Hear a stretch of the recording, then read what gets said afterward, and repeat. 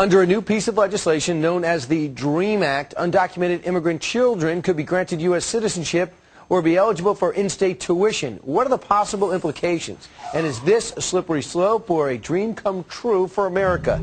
Former Colorado Congressman Tom Tancredo wants to weigh in on the DREAM Act. Tell us about the DREAM Act, how it reads to you, Tom. Reads more like a nightmare act. This is something we've been dealing with, of course, in Congress for a number of years. It's getting closer this year than it has in the past, naturally, because of the makeup of the Congress and the President.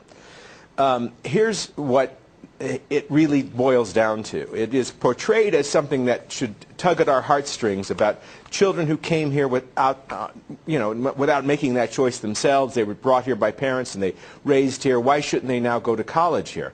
Well, a couple of things. First of all, we should not do any more to reward people to come into this country illegally, and that is what this is, you know. And secondly, it is also an amnesty.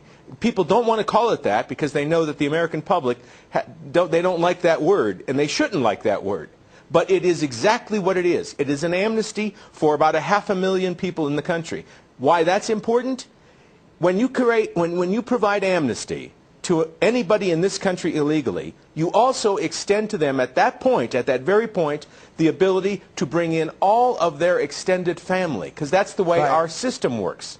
So one person here that you give amnesty to is worth about 200 more. So it is not just a program for kids that want to go to college. Congressman, let me tell you what else is in the bill. This is some of the criteria. You have to have good moral character and either attend college or enlist in the military for 2 years, graduate from high school or an equivalency exam, and come to the U.S. before you're 16.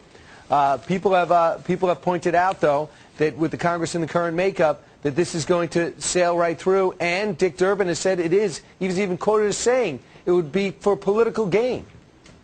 That's exactly right. And it isn't just the political gain of the approximately 500,000 people that would be eligible.